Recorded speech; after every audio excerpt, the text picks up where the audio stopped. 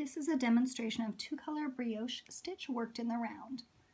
I've already worked a garter stitch band here in my light color. It's fine if you work that in the dark color, but our first round of brioche, our setup round, is going to be in the dark color. So if you already have dark color attached, you're good. If not, you're going to attach your dark color now. And I like to cross them like this, the dark color's underneath the light color. I'm going to bring the ends together so I have a circle of my dark color and pass one end through. So this is basically a half knot of the dark color with a light color passing through it so it's trapped and attached. Now I'm going to slide this up, but not quite all the way because I paused 2 stitches before my marker. So I'm going to knit these 2 stitches just normally. I was on a knit round before. And move the marker. And then in preparation, I'm just going to slide my knot up a little closer. You can also tie the knot here. It's just a little fussy when you're right there at the beginning. Now for my setup round, let me just detangle my skeins a little bit here. For my setup round, I'm working with my dark color, and I'm going to start with a knit 1, and then I'm going to do a yarn forward, slip 1, yarn over, which means that I bring the yarn to the front, slip a stitch purlwise, and then the yarn over part I actually don't have to do. It basically means that the yarn needs to pass over the needle now, but there's no need to move it because if I leave the yarn right where it is, as I do my next stitch, which is a knit, it naturally wraps over the top. So you can see I have a crisscross here with the purple crossing over the green. Yarn to the front, slip 1, just leave the yarn right where it is, and I'll naturally do the yarn over part as do the next stitch. So I'm going to keep doing this all the way around. Yarn to the front, slip a stitch purlwise from your left needle to your right, leave the yarn where it is, and knit 1. And so what I end up with on my needle are alternating plain, this deep purple stitch, just 1 strand, and then a green stitch from the old round crossed over with the purple yarn over from this round. So that's what I'm looking for as I do this round. So again, yarn to the front, slip 1, knit 1, the yarn over part happens for free.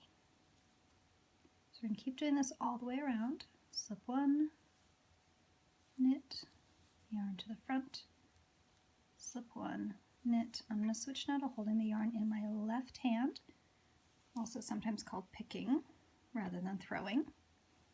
Very similar. The yarn's going to come to the front where it would be if I wanted to purl.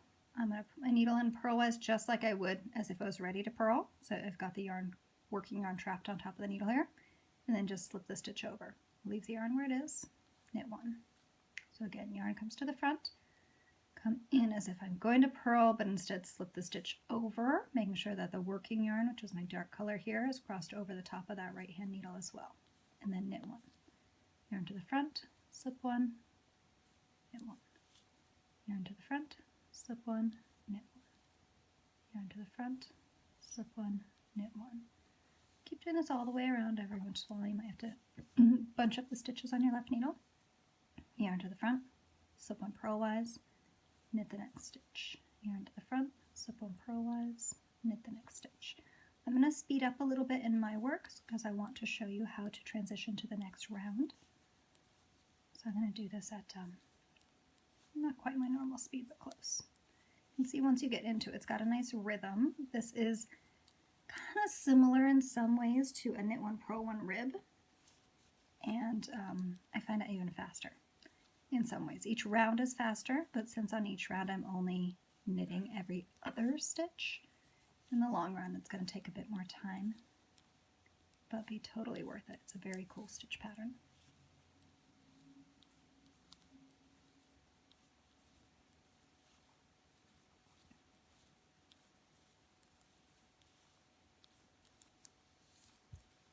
So I'm coming up on my beginning of the round, and I'll know I'm there because I've got my marker, and also I'll run out of having only green stitches and get into my crisscross stitches I've created this round. Alright, so my last stitch of the round is going to be that yarn to the front, slip 1, yarn goes over the needle.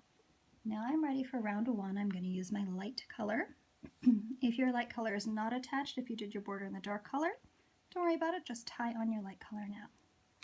If your light color is there, you're ready to switch to it. So then I'm going to move my marker over, and the first thing I'm going to do on round 1 is my yarn is going to come to the front, and then I'm going to slip 1 with the yarn going over to the front again, just like before. There we go.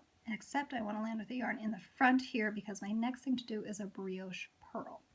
So I've got these crossed stitches, and a brioche pearl just means that you treat these cross strands as one stitch and you're going to purl it as one stitch. So it kind of feels like a purl two together, but technically it's just one stitch. Then I'm going to slip one. So I go in as if I'm purling, we always slip purlwise, and bring the yarn over the needle, land the yarn in the front, and then again I'm going to brioche pearl my crossed strands. And then again, I'm going to slip one so that the yarn goes over the needle to the front, and then brioche pearl. Slip a stitch, yarn crossing over the needle to the front, brioche pearl. I'm going to switch hands again. For people who hold the yarn in the right hand, I think it's helpful to see the way that you do it.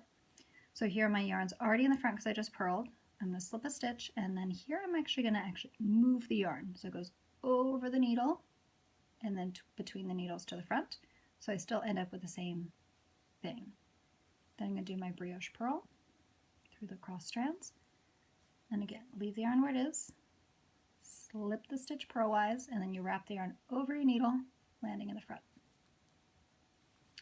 Brioche pearl those cross strands together, slip a stitch, wrap your yarn around to the front, brioche pearl, and I keep doing this all the way excuse me, to the end of the round.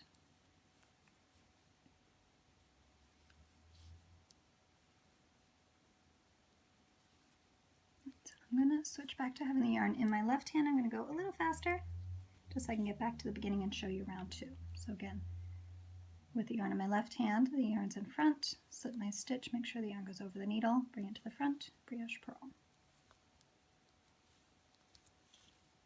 Don't worry if you're not keeping up with my speed. When I teach this in person, we go super slow, and if you're taking a class with me right now, we are going to go super slow right next. So you'll get a chance to do this in slow motion, everyone staying together. But for the purpose of the video, I want to show at least a little bit of every round, so I'm going to go. It's probably about half speed for me, but don't feel bad if it's much faster than you go, especially if you're new at this technique. But I tend to be a fast knitter in general.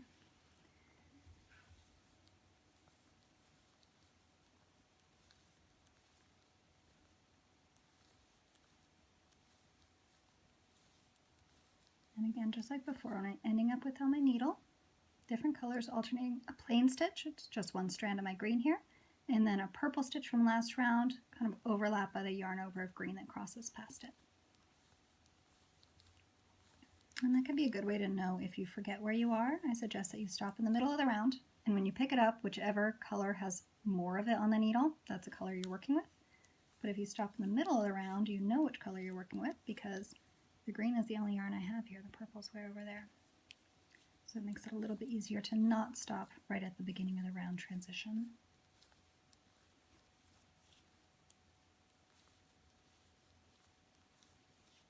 Okay, so now I'm going to go slow, and I'll do this transition with the yarn in my right hand, since I did the last one with the yarn in my left hand. So again, I'll have the yarn in the front. I'm going to slip one, wrap my yarn around the needle to the front, brioche pearl, slip one, wrap my yarn around the needle to the front, and now this trips people up a little bit. We know it's time to brioche pearl, but depending on where your yarn has flopped, it might just look like it's a single strand, but you know it should be a brioche pearl next, and this yarn is here. What happens is it had been left at the back of the work, but through spinning this piece around to work around, it's just flopped down. So just put it back where it should be and brioche pearl through it, and the plain green stitch. Now, starting my round two, I'm switching back to my dark color. I'm going to move my marker. So now I'm going to work with my dark color. I'll keep it in my right hand for now. And round two starts with a brioche knit. Round two is a lot like our setup round, except now instead of plain knitting, we're doing brioche knit. So you can see here that we've got this crisscross strand. Just a little looseness for my knot there. So the purple stitch with the green wrap over it, that I'm going to brioche knit. Just like brioche pearl, brioche knit means you work those two strands together because they are one stitch. Now here's my lonely stitch next, and here I'm going to bring the yarn to the front, slip one, and here we don't need to wrap the yarn over because it's going to happen for free as we brioche knit. yarn to the front, slip a stitch purlwise, leave the yarn right where it is, and brioche knit. It'll automatically wrap over the way we need it to. Yarn to the front, slip your stitch, brioche knit. Sorry, I split my yarn there. That happens. So notice, this does not look like much of anything yet, but as we keep going, once you're about 4 or 5 rounds away from where you're working, then what's below is going to look good. Brioche stitch is very textured, and so it just doesn't look like what it's supposed to right away. So have some faith and keep practicing, and it'll be just fine. Eventually you'll get it and be able to read it, but remember that it's basically a rib. So with my dark color, I'm knitting every other stitch. The alternate stitches I'm slipping with the yarn wrapping over them. When I'm working with my light color, I'm purling every other stitch, and then the alternate stitches I'm slipping with my light color wrapping over them. So in this case, I'm always purling with the light color, always knitting with the dark color, and that can be helpful to remember your place as well. And then I'm just going to continue on, and feel free to back up the video again to see me start round 1 again and go through round 2 again. It's just alternating those 2 rounds once you've done your setup, and have fun.